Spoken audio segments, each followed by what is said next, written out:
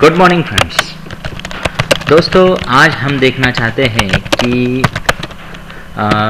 आज अगर आप कोई टू व्हीलर या फोर व्हीलर कोई भी आज अगर आप गाड़ी लेना चाहते हो तो आपको लोन कैसे मिल सकता है। लोन लेने के बहुत आसान तरीके हैं दोस्तों। 3 चीज़ें काफ़ी इम्पोर्टेंट है लोन खरीदने के लिए। पहले तो आपके पास KYC डॉक्यूमेंट्स है क्या। अब KYC डॉक्यूमेंट्स में क्या आता है?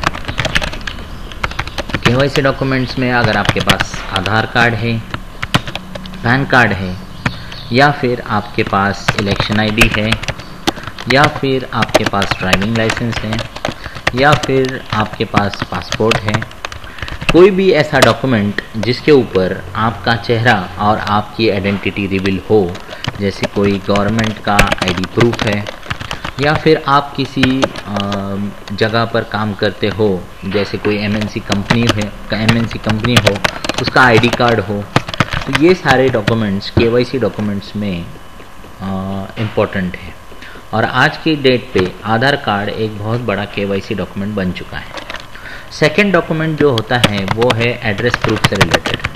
अभी फाइनेंसर को ये जानना ज़रूरी होता है कि आप किधर रहते हो, तो आपका एड्रेस जिस तरीके से रिवील होना चाहिए। तो एड्रेस या तो आपका लाइट बिल पर मिलेगा, या फिर आपके फ़ोन बिल पर मिलेगा, या फिर आपके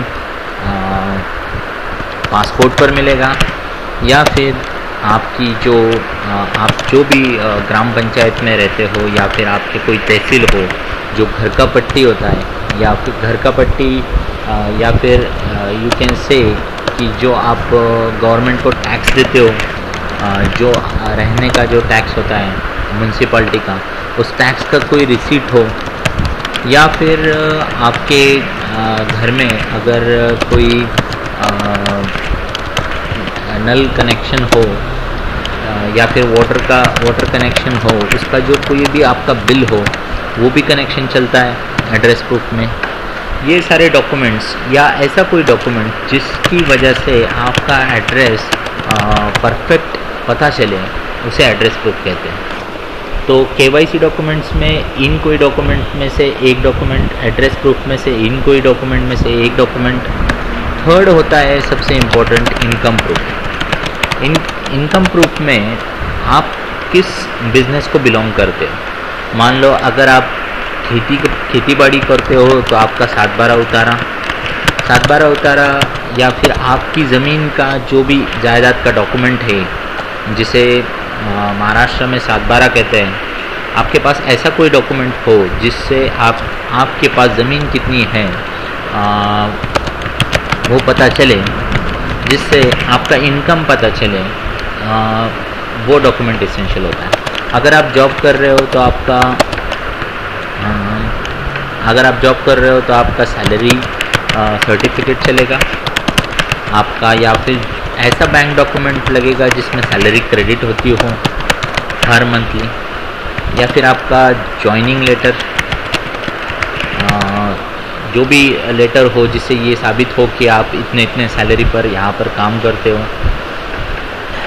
या फिर अगर आप बिजनेसमैन हो तो आपका इनकम प्रूफ लगेगा। इनकम प्रूफ कैसे पता चलेगा? इनकम प्रूफ पता चलता है बिजनेसमैन का उसके बैलेंस शीट से।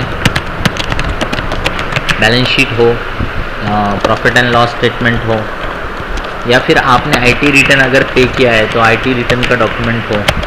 तो ये सारे डॉक्यूमेंट्स होते हैं जो KYC, एड्रेस प्रूफ और इनकम प्रूफ।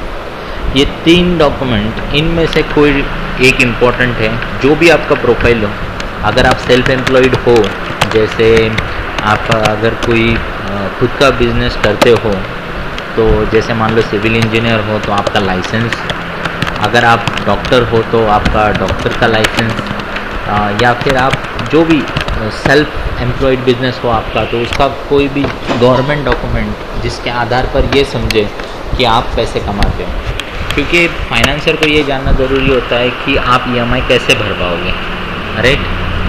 उसके बाद as a part of security document में उनको स्टैम्प चाहिए होते हैं, चेक्स चाहिए होते हैं, चेक्स मिलते हैं आपको मल्टीनेशनल बैंक से, एमएनसी बैंक्स जैसे ICICI, HDFC, State Bank, Maharashtra Bank, हर कोई बैंक आपको चेक देता है, ठीक है।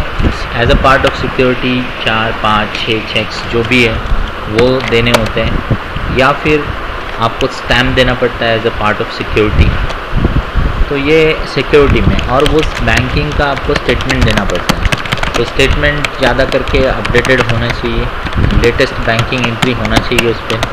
So that is very important. फिर उसके बाद आपके फ़ोटोज़ लगते हैं। नॉर्मली 3-4 फोटोग्राफ्स में पूरा फाइलिंग पूरा क्लोज हो जाता है, ठीक है। और इसके अलावा आप जो भी गाड़ी लेना चाहते हो उसका कोटेशन, उसका इनवॉइस, उसका सेल्स सर्टिफिकेट, और उसका टैक्स का receipt,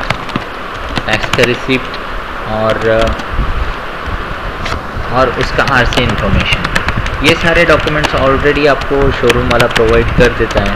that is part of internal office document which is required by showroom purpose. That is not your concern if you are taking from showroom. But अगर आप बाहर से कोई ये सारे लोन करवाना चाहते हो जहाँ शोरूम इन्वॉल्व नहीं है, तो आपको ये डॉक्यूमेंट पर भी ख्याल देना होता है, ठीक है दोस्तों। शायद आपको मेरी ये वीडियो से पता चल चुका होगा कि एक 2 व्हीलर लोन कैसे लें। थैंक यू, धन्यवाद। आपको चैनल अच्छा लगा हो तो प्लीज़ सब्सक्राइब करें। Thank you.